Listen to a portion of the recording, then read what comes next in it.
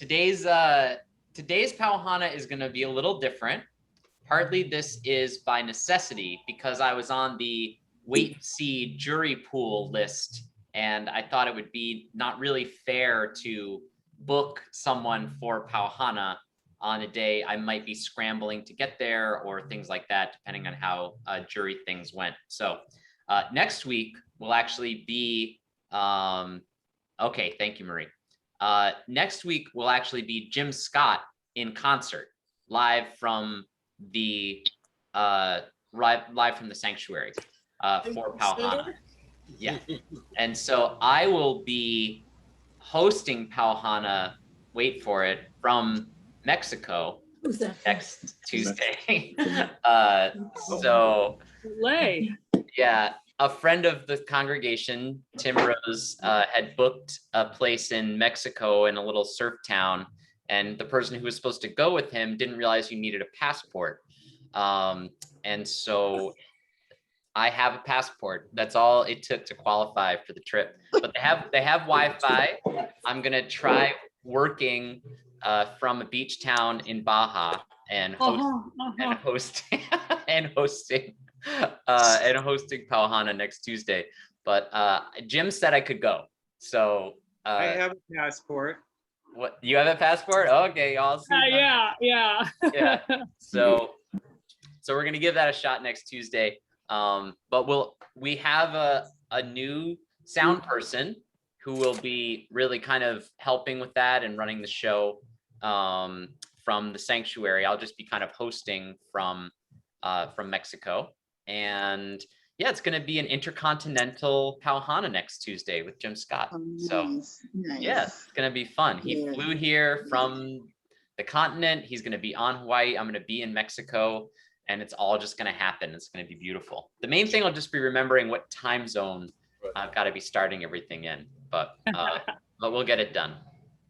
So today, one of the things I did when I was a ministerial intern, was I hosted an evening once where we just sat around a table and I just asked people essentially, what do you believe about the universe and how it works and your place in it? Essentially, like what do you believe? Do you believe in God, or do you not believe in God? Do you believe in that we're just supposed to do works and have justice or whatever?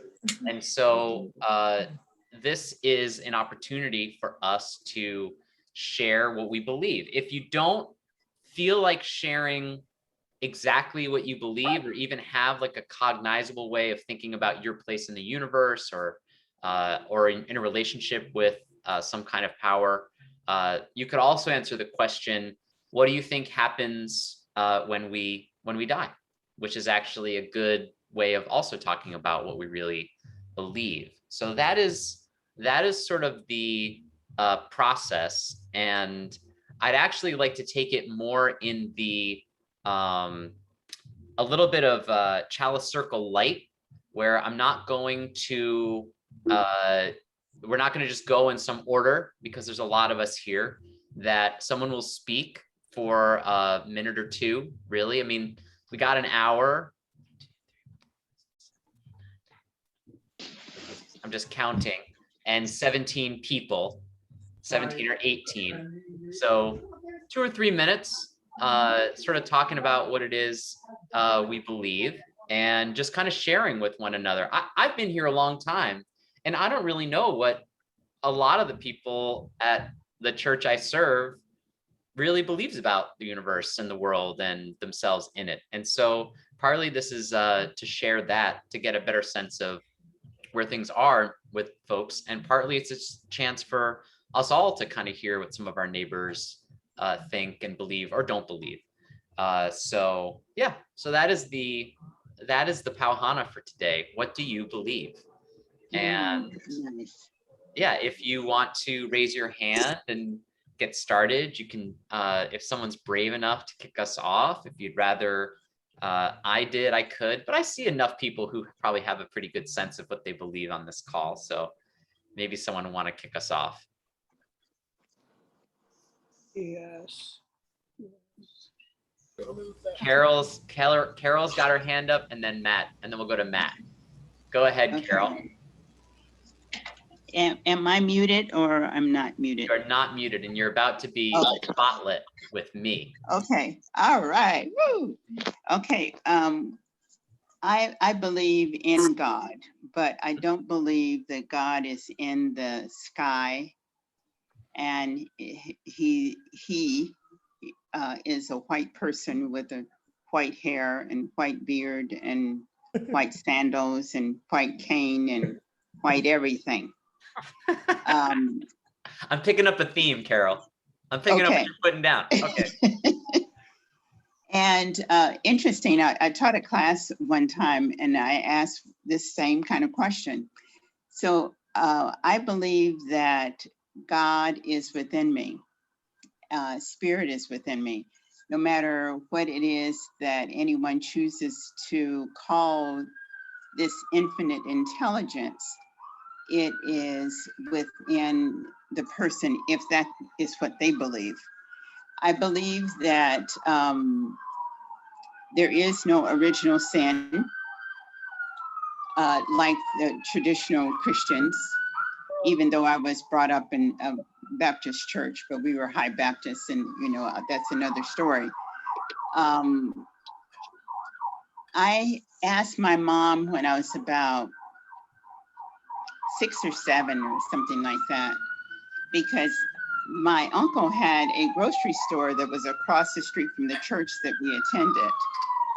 And so I would save money to go over to my Uncle Bill's store so that I could have candy for church, because at our church we had Sunday school and then we had church, and they were two separate entities.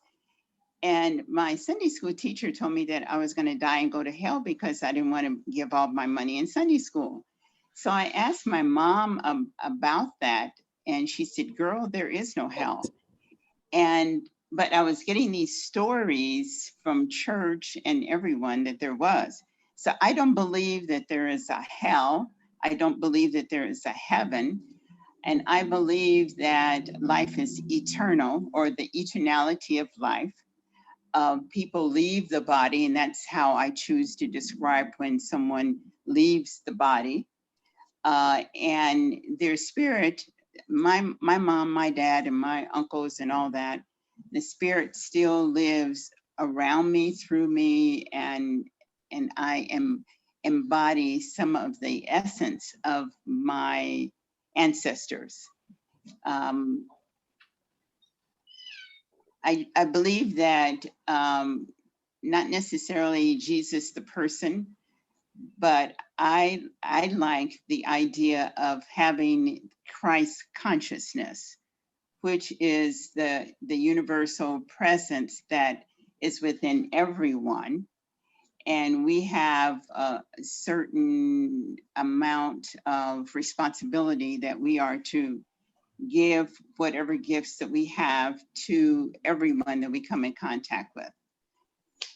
So that's not all, but that's good. It's enough for a Tuesday Pal Hana, I would say. But yeah, that is great. Thank you so much for sharing that. I know this kind of feels like maybe it's getting, kind of jumped up on people, but I'm glad for people's willingness to give this a shot. So thank you, Carol. And now we're gonna go to Matt, because he's got his hand up. We got to describe what we think about God and the universe and all our beliefs in 3 minutes. Yep. I better set a timer. Because I know I ramble. Let's see. First of all, what Carol said was really beautiful, and feeling the essence of everything all around us. I don't know if I would use the language of believe, because I'm not sure about anything, right? I don't know if there's a God or not. I don't know if there's an afterlife or not.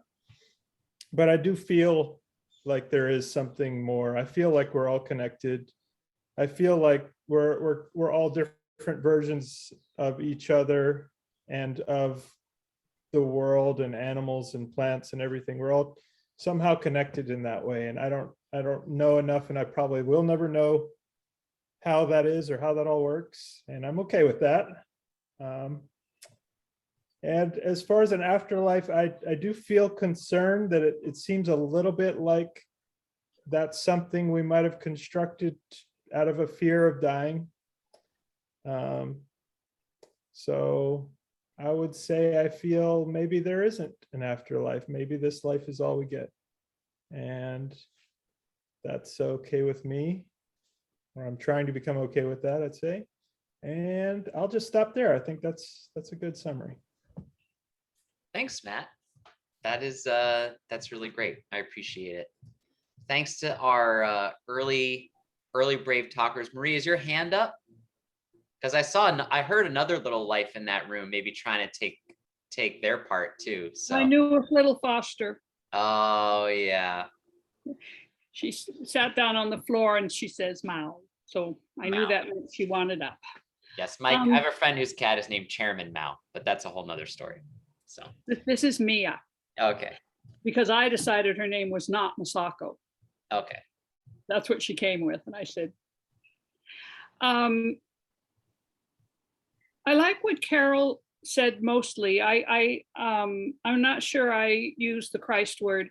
I was raised Catholic. I knew I didn't believe that.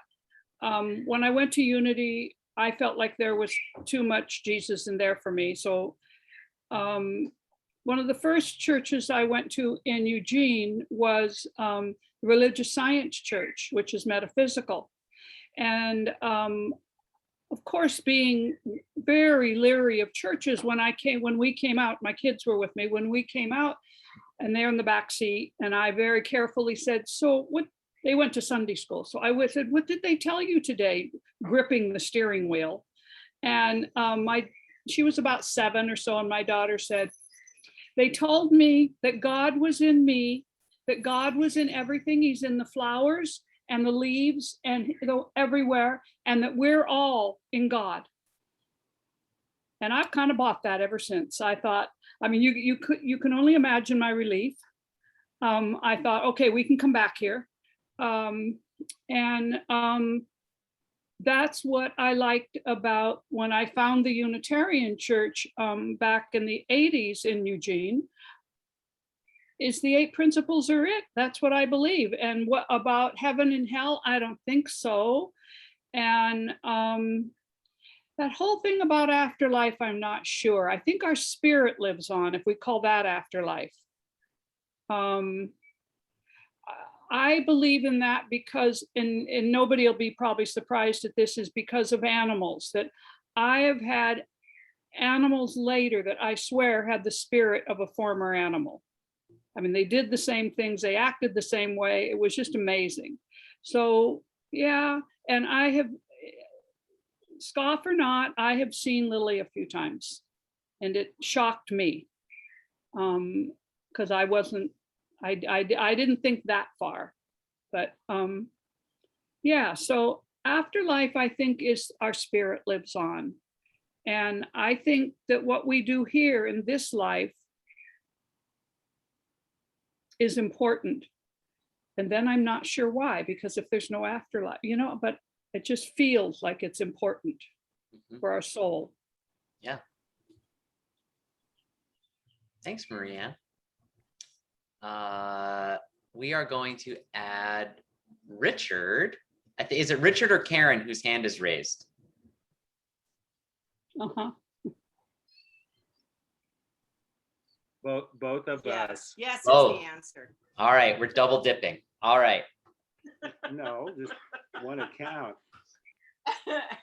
Well, I'm ready to go with a little bit. Since we got under the topic of God, I was recently thinking about my experience being raised in the first Christian church in El Cajon, California. And as a little child, we went religiously. And my main takeaway from that, what I remembered clearly learning about God is that God is completely ineffable and unknowable. So, done deal. No need to bother with that. That being said, I've also recently been compiling a list somewhere, and I got a couple to add to it, of the various things that people say that God is.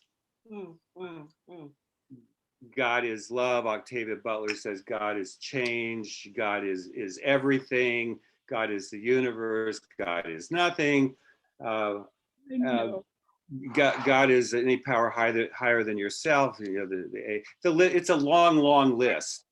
So depending on what you want to say God is, you can easily say, sure, I believe in God, since God is this thing that I've defined over here. God as the biblical, you know, that's one of many possible choices for God or gods, and why would it be that one particular one? That's just too silly to consider. Let's jump to death. First of all, we got to know what the heck life is, and nobody can really do. Before we can say what death is, we have to say what life is and what it is based upon. And you know, there are things I found, you know, in anatomy physiology studies that could be called spirit, that correspond with what's a number of First Nations people, how they regard spirit and so forth. And you know, I'm willing to grant that there's something that we could call spirit. And I think it's more of a collective than an individual attribute, because everything seems to all the best evidence seems to suggest that there is nothing that exists except in relationship to something else. A thing is what it isn't, first of all. So those relationships and interdependencies and so forth certainly continue on. I won't have any theory of mind going about it, though.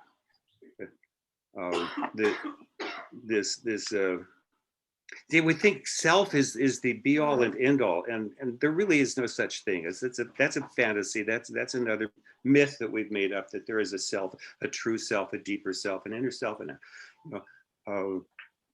neurologically, Buddhistically, all sorts of ways that's mythology, and that we choose to believe in for various purposes. And you choose to believe in things to get things done. So what do you want to get done?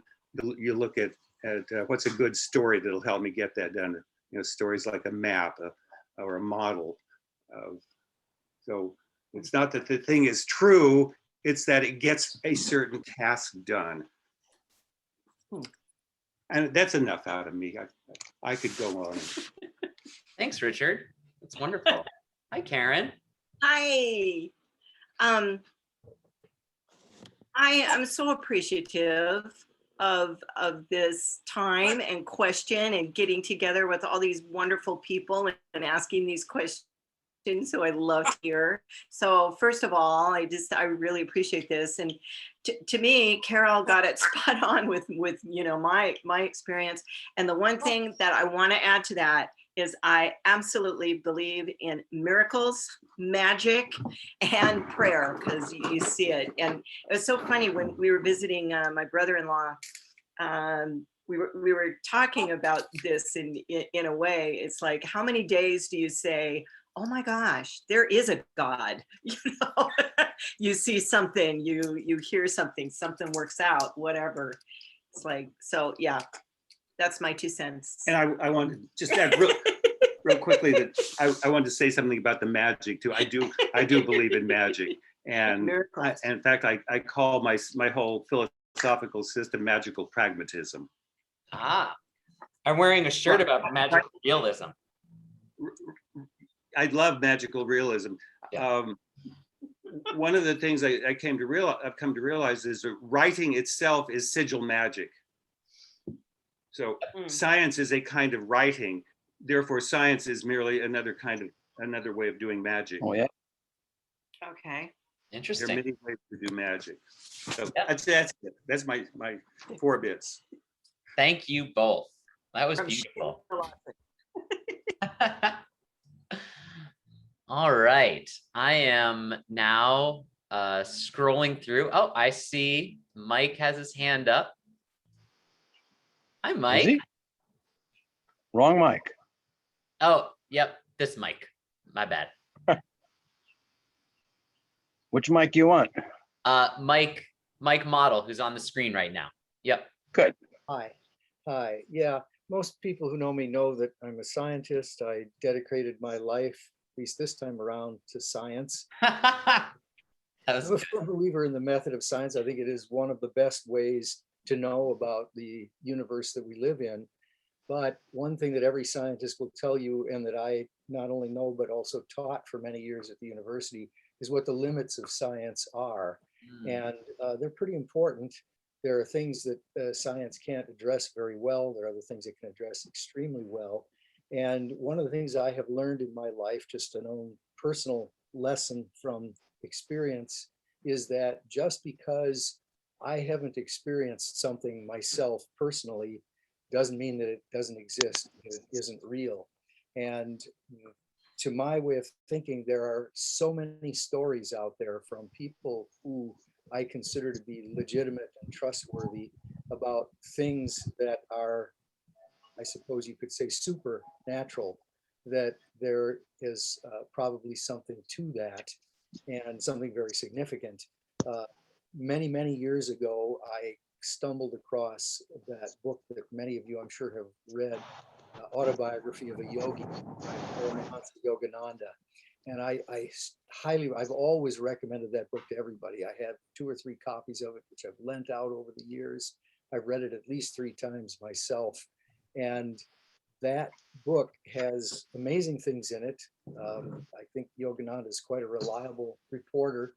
And there's a chapter in there about 2/3 of the way through the book where Yogananda's guru, who has died, of course, Yogananda and all of his followers are very upset about this. They're unhappy about it. And his guru appears to him in the flesh, just like Jesus did to the apostles. And he basically writes a lot describing what his guru tells him is really happening in the world. And Sri Yukteswar, I believe was his name, had gotten himself on his passing a new job on another planet. And he wasn't working with earthbound creatures anymore, or physical creatures like us. He was working with the souls that were on the astral plane. And he proceeds to lay out a very detailed cosmology in this chapter about the 3 different levels, and what it's like to be on each level, and what the significance of each is, and how you go around and around, and what the relationships are, and what the ultimate objective of it is, and so on. And quite frankly, I have never seen anywhere else as detailed and as potentially accurate, perhaps, description of what this whole thing is all about.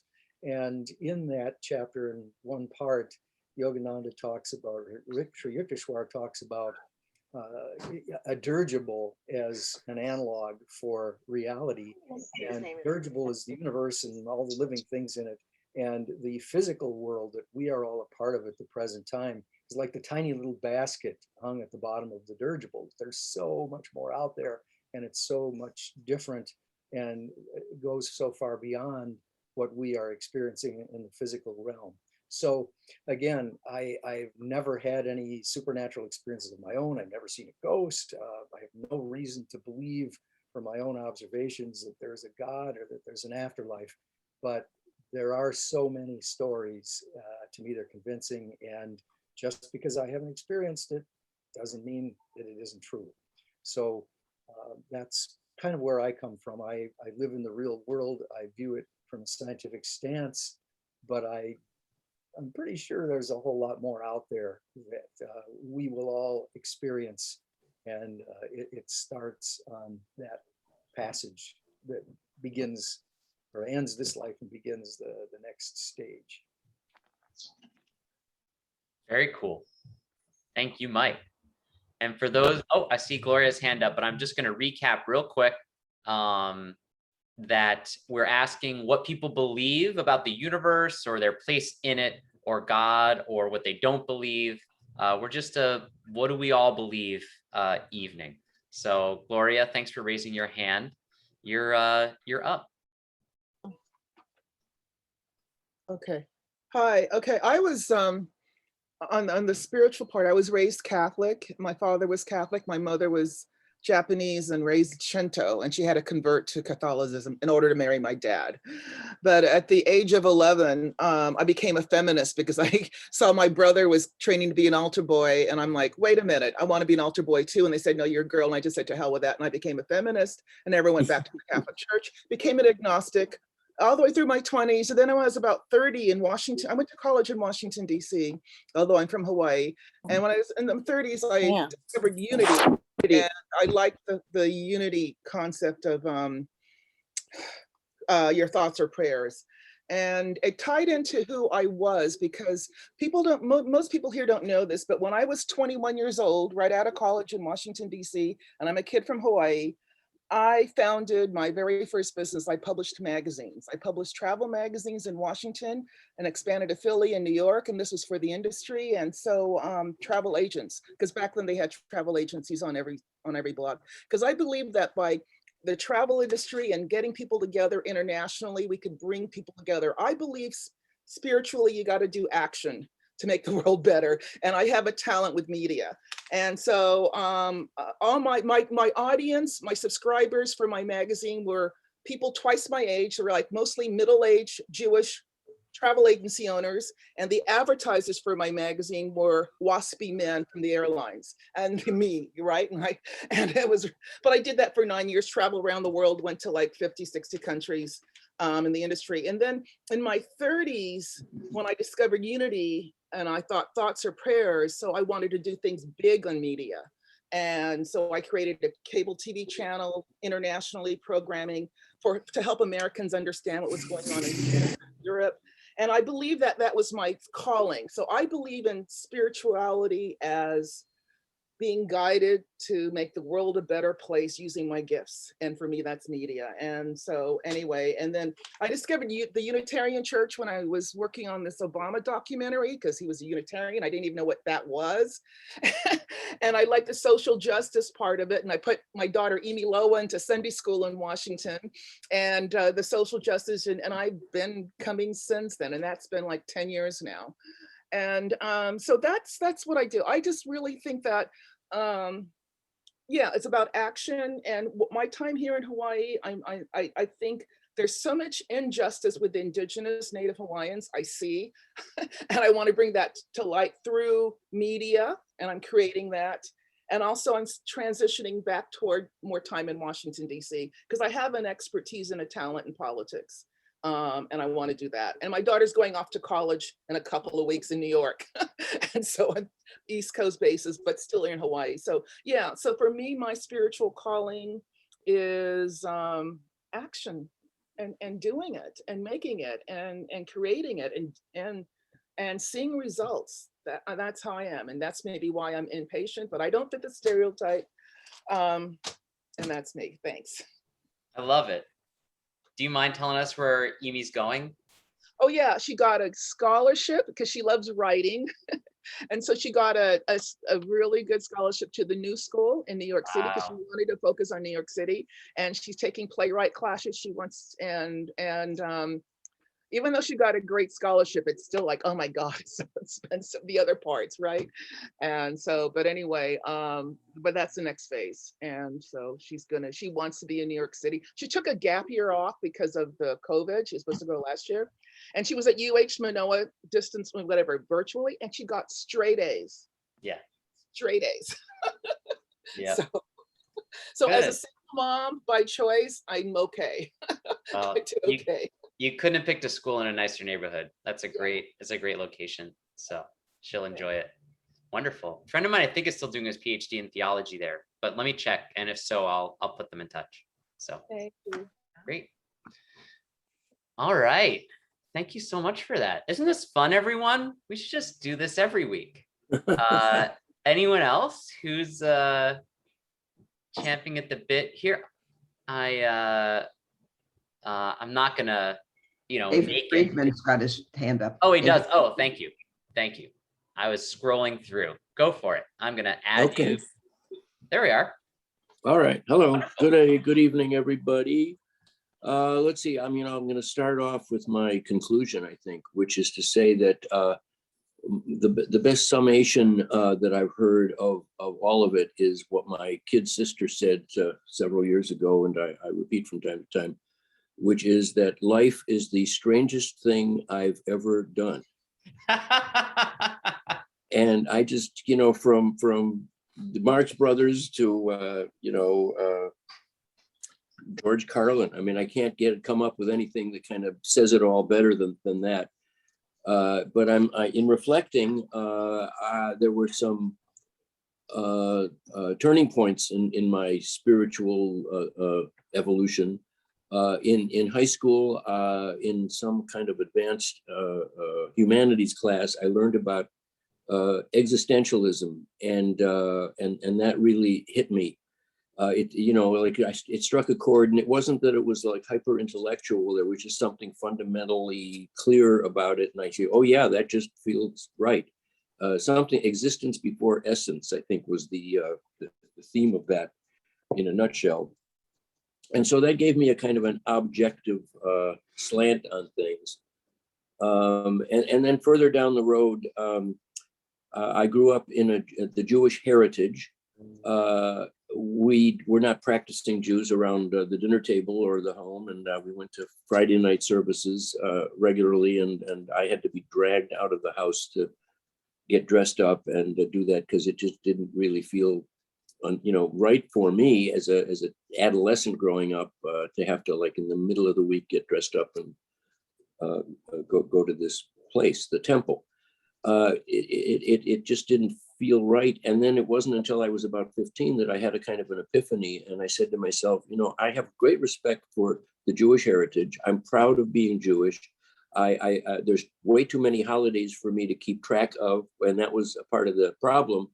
But basically, whenever we went to the services, whether it was Rosh Hashanah or Sabbath or whatever, I had this awareness that everybody here is Jewish. And I'm surrounded by Jews. And that was okay. It wasn't like it was intimidating or anything. It's just that it was so mutually exclusive. Somehow I had a feeling that I was missing out on others. and so I guess I got disenchanted, and in around the 15 years or so, I stopped with the practicing and attending and participating very much. And I still believe that Judaism has too many holidays for me to keep track of. Let's see, I was going to say, as far as God goes, I don't know. I mean, if God is unknowable and ineffable and, universal, and I just think that everything is God, and God is everything. On my website, it says color. Color is my metaphor for spirit. So, I guess I put my faith and my religion into my art, trying to create things that are beautiful and have some meaning. And, maybe that's where God is for me, is in meaningfulness, in purpose. What else? Let's see. Oh yeah, LSD probably had a role at some point.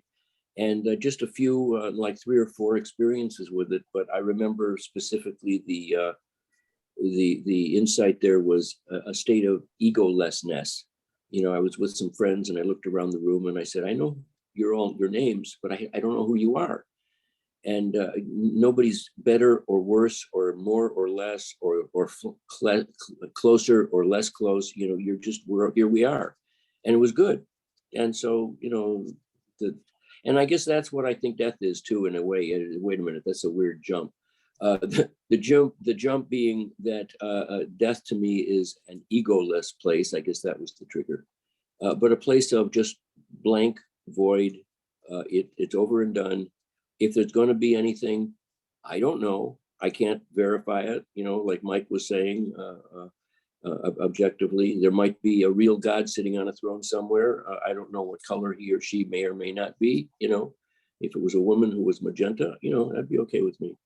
But things have been going along well with me not having to have a personal relationship with God. And I think to me, it's reverence is respect, is empathy, is being aware, being appreciative and grateful. And maybe those things are my religion. Oh, and I picked up this as I'll close with the Navajo saying, beauty is before me. And I'm sure you've all, or most of you heard of this.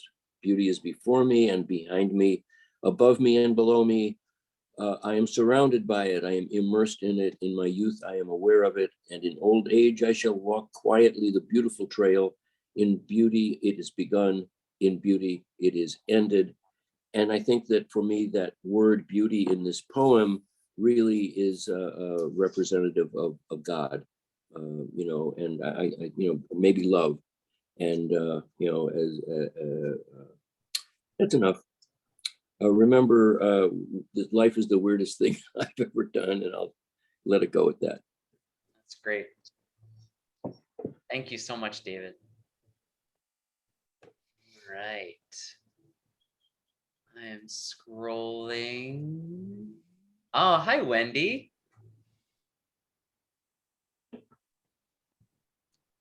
Hello. I couldn't find the hand raising icon, but thank you for seeing. Carol really captured my beliefs. I'm just love Unity Church. I grew up more mainstream Protestant, but when I moved to Hawaii 40 something years ago, I was introduced to Unity, and I just love the Christian basis of it, but the very metaphysical interpretation of the Bible and the lessons, and visualize just the big picture, the acceptance of all religions, of all peoples. I really, really connect with that. Course in Miracles I've studied over the years, and I appreciate those teachings. The afterlife is something that, probably not surprisingly, I'm kind of trying to figure out, what I thought I believed with my parents dying, and, older people who is just part of life, right? When your elders pass away. And I never thought so much about it. Just, I do believe that there's spirit and there's some sort of life that continues on.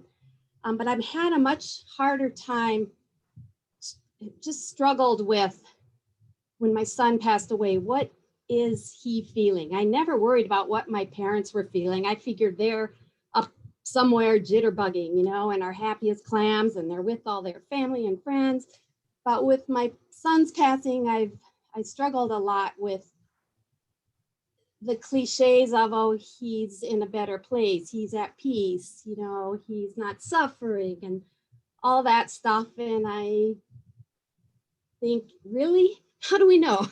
How do I know that he's okay with where he is, and that things are good, and that he's not seeing how much pain we're all in, and feeling that pain? But I've been talking to people, and several friends have passed along books that talk about the afterlife, and so I'm just beginning to do more reading. I mean, more now, 3 months later, I do feel he's okay. He's communicated with his dad and my aunt.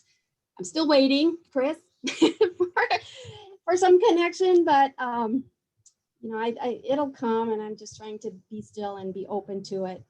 But I do feel that, and maybe it's just because, for our peace of mind, we put this on ourselves, like David said, but I really do feel and pray that he is at peace, and he's making our world here a better place, as well as whatever's out there a better place. Thanks so much, Wendy. Thanks for sharing that. Anyone else who is, and we're not going to make anyone go. When everyone's done, everyone's done. I just want everyone to feel safe. So I'm still clicking through.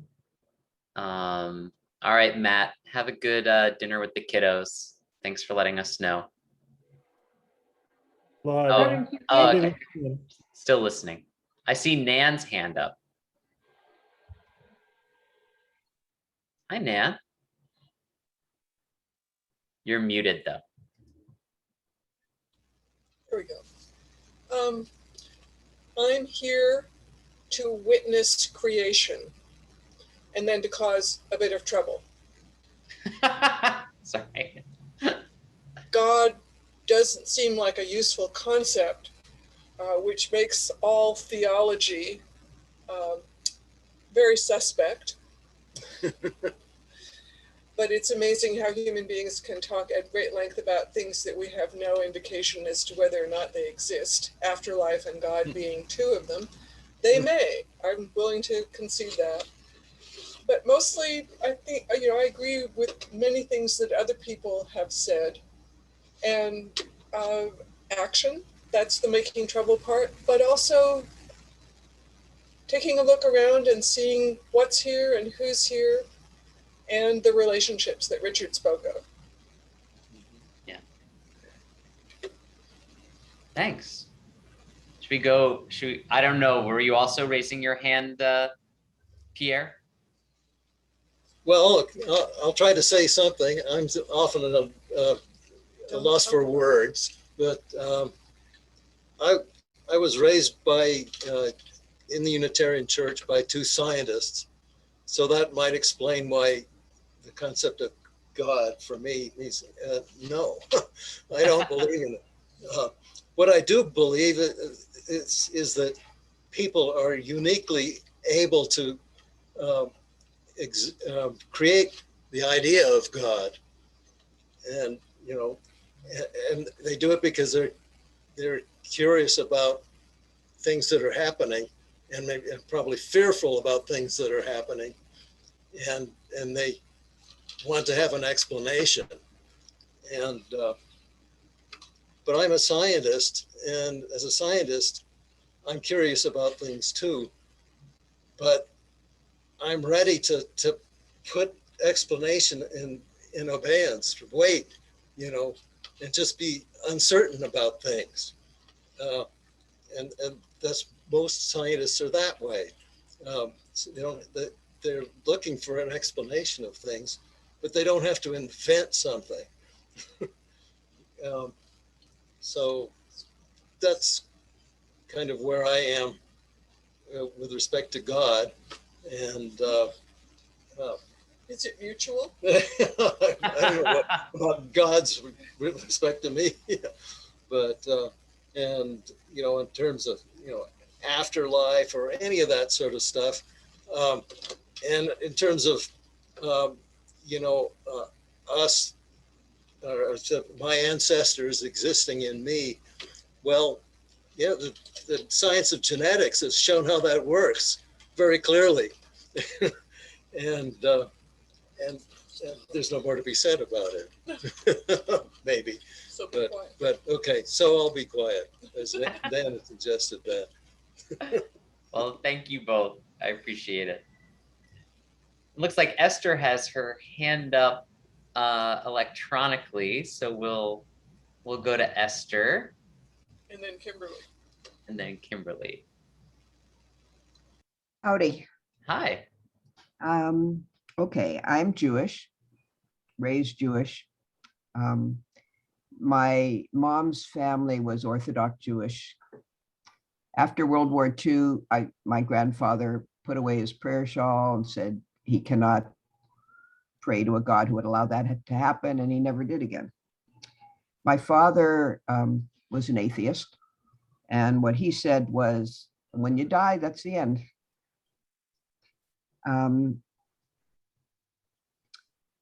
I did not find so same thing as David. Well, I did not find that going to synagogue was meaningful to me. The services in a synagogue were not meaningful to me.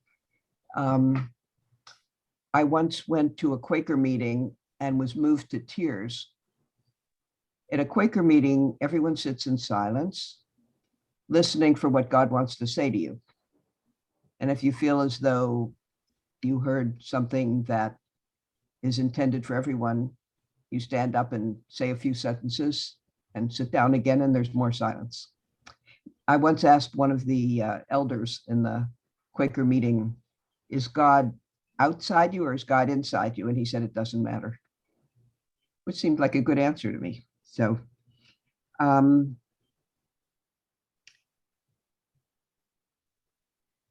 that idea of shut up and listen to see what God wants to say makes sense to me.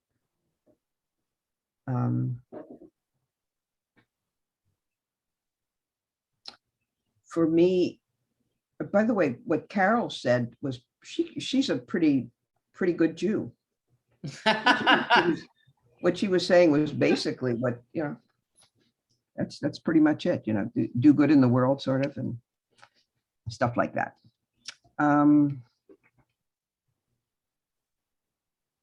For me, it's relationships with other people are very, very precious. And at one point I decided love and happiness were the same thing. But I think basically I believe, as my dad did, when we die, that's it. I heard what some of the folks said, that just because I haven't experienced, for them, just because they haven't experienced it doesn't mean it doesn't exist. But for me, if I haven't experienced it, I have great suspicion that probably it doesn't exist. It doesn't mean it doesn't necessarily, but my position until I find out otherwise is, or have some reason to think it. So it's just sort of logic. But absolutely, I mean, we are miracles. Human beings are miracles. Our bodies are miracles. You know, and what I feel as though is me is my thinking and feeling, and particularly my thinking. And so it does seem as though that's what I am. And I look out and, you know, there's philosophies that say all that exists is your own mind, because you have no way of knowing that anything that, you know, but it seems reasonable to assume that what's out there is out there. But, and other people and what's inside me, it seems reasonable to me to assume that inside you is like inside me, and that you're really there and I'm really here. It matters. Just relationships with people matter tremendously to me. And someone said the Dalai Lama said that his religion is kindness, and so I must be a Dalai Lama person, because I agree absolutely. That's what matters to me. To me, it seems as though that's what matters. Okay, I'm done. Thanks, Esther. That's great. And I think that Kimberly had her hand up. Is that right? Yep. All right. Yep. So, Reverend TJ, I have to say that when you announced this question, I thought, oh no. This is gonna be Me too. Really boring. That's okay. But this has been fascinating, and I'm so grateful to everybody who's talked. One of the things that struck me about what other people have said, before I get on to my own little thing, is that so many of our beliefs were formed in very young childhood because of experiences that we had then, people who we were near. And I'll just tell you my own, which I've learned to laugh about over the years. So we were from, my parents were from Iowa. We were living in South Carolina. We went to the Lutheran church like good Iowans did, until that didn't work anymore because they fired the preacher. And then we went to the Methodist church because they had a good RE program. So I'm in my little kindergarten class, maybe 6 or 7 years old, and the teacher's talking about Jesus walking across the water, and that's who I am, right? I raise my hand, I go, how? And the kids all laughed at me. And the poor guy, the teacher, was like, well, you just have to believe. It took me a couple more years until I was 10, when I didn't go inside when my family did after church, and walked around the garden and just understood that I didn't believe. I didn't believe in what the Methodists were talking about. Anyways, I love what Carol said. Carol, thank you. That was just beautiful. I do not have Christ as a concept that I believe in. That's my exception to that. And I do have a belief that when we die, little atoms or molecules of us go off into the universe. And sometimes they come back as a blade of grass or a kitty cat or something. But I don't really believe in reincarnation. So anyway, that's my 2 bits. Thank you so much, Kimberly. Okay, we've had some great talks. I see Jill's hand is up, so I'm going to add Jill here. Hi, Jill. Is it my turn now? It is. Okay. Well, this has been very interesting, I have to say. And I was kind of like, oh no, I can't believe we're going to talk about this stuff. But it's been quite interesting. And my head is kind of in an existential place right now because we just finished watching the TV series, The Leftovers. And did you watch it, TJ? Oh yeah, it's a favorite of mine. Yep. Oh my God. Okay, everybody, you got to watch it. But anyway, they tied it up so beautifully with the meaning of life, meaning being loving. Don't give it away. No, just kidding. Oh, sorry. Yeah, well, it's just, the philosophy, not kidding. Not the story, Yeah. So anyway, my head's kind of in that space right now, but so let's see. Okay, so I was raised with absolutely no religion. 3 of my grandparents were like ethnically Jewish, but like no, and one was, I think, the fourth one was from Alsace-Lorraine, I think some kind of Protestant. But anyway, my parents, we didn't do any religion at all. And I got interesting messages growing up. There was a very, very religious Lutheran family living next to us when I was a child. And they used to tell my parents, my mother told me this, that they felt so honored to have Jews as friends because Jesus was a Jew. And it's like, what does that mean? Like, it was so bizarre to me. And that they are always trying to get us to go to church with them constantly, a lot of pressure. And, we were playing, the kids would play with each other and back and forth. And my mother would say, well, we're actually better Christians than they are because we do all this volunteer work and all they do is go to church on Sundays. And she did like so much volunteer work. My mother was nonstop volunteer work. And so that was like a message I got, the hypocrisy of established religion, that at a very young age. And, anyway, I got that message in a lot of different ways from my grandparents as well. So then, and also kind of through osmosis, we always had exchange students living with us from all these different countries. We had an Ethiopian girl live with us for a year, an Iranian girl live with us for a year, a boy from Thailand live with us, So I got this, and I lived in Japan for 2 years as an exchange student. So I got this message, very strong message about connection and learning to love people that aren't like you. And that's kind of what it's all about, and connecting with people and with the relationship. And so I think as I got older, I really got it that it's that we're all connected. And I remember when Michael and I were dating about 200 years ago, he said to me, because he was raised Catholic, and he said, well, how come you're such a moral person when you were raised with no religion? Do you remember that? He didn't understand why I could be a moral person. I mean, I know lots of people who are moral that were raised with no religion. So it was like this crazy question to me. And I just said, well, I don't know. My dad used to say, you got to look at yourself in the mirror and you got to live with yourself. And my dad was almost to an extreme moral person with no religion. But anyway, so those are the messages I got. And I have to say that so I don't really believe in an afterlife. I'm not saying there isn't one, but I don't really dwell on it. I don't really, except for The Leftovers. But anyway, so I don't dwell on it. I don't really, to me, the important thing is being here and when I look at another person, I see myself. if another person is hurting, I feel hurt. Like that connection, I feel it really strongly. And to me, there's kind of a magic in that, which I guess could be kind of a religion because it's kind of a spiritual thing for me.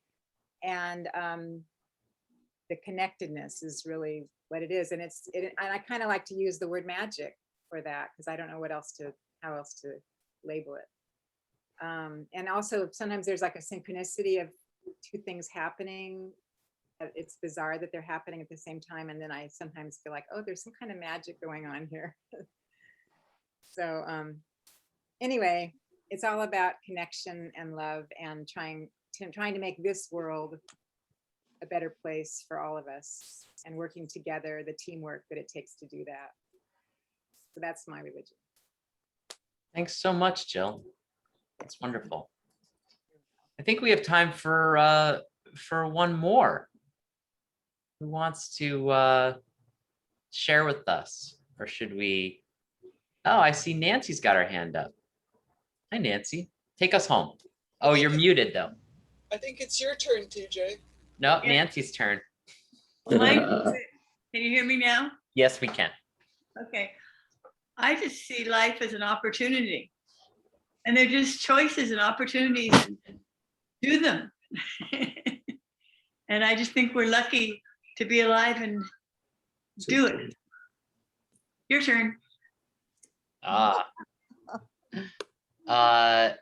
Let's see. Is that what we want? We want to hear TJ's take, or does someone else want to go with this last remaining moments here? All right, I see nodding. I think I did promise, and it's only fair since I put everyone else on the spot. I don't even have anything prepared. I had a friend, Lorna, who passed away, who used to say, she was British, and she'd say, "I have a deep and abiding faith that comes and goes." And she was a trip. And so I often think of her. There are days when I hear the right strain of music or I read the right passage that I'm ready to march back into, God's holy gates. I mean, I can get religious and, I was raised Catholic. I mean, I can do that. And there are plenty of days where life means so much more because there's just nothing, there might not be anything else except the connection that we have. I mean, a lot of the things I heard for me are also true, that so much of reality that we ever know or anything true is only in the relationships we have with one another. And so many other people echoed what I also feel is that how important connection is. And also, I also love the people that got on the same fringes I get into. It's like, well, if it's just mind and self, like those are just fictions and they're myths, and we don't really, have to worry about those too much. But ultimately, when it comes down to it, I really do look at the way Dr. King revised the beloved community. I think at the center of my belief is this idea that there is a possibility of a loving, enveloping, the aftermath of love, not the aftermath of hate, the aftermath of care and compassion, not the aftermath of being right. And I think that what comes after those acts, like we do these acts, these inspired things of being and of doing and of change and of social justice and whatever it is, but it's the after that we want. It's the what are we building? And I think for me, so much of my life is devoted to doing the work, but trying to glimpse at what's coming after. Like, what is it we are doing for the generations to come? Or even what are we just doing for tomorrow? Is like, that counts. Like if what we do today makes tomorrow a little better for me or for someone I love, then that's just a little glimpse of, call it heaven, call it God, call it holiness or religion, but whatever it is, that's what I want to be a part of. So, yeah. And as far as where we go when we die,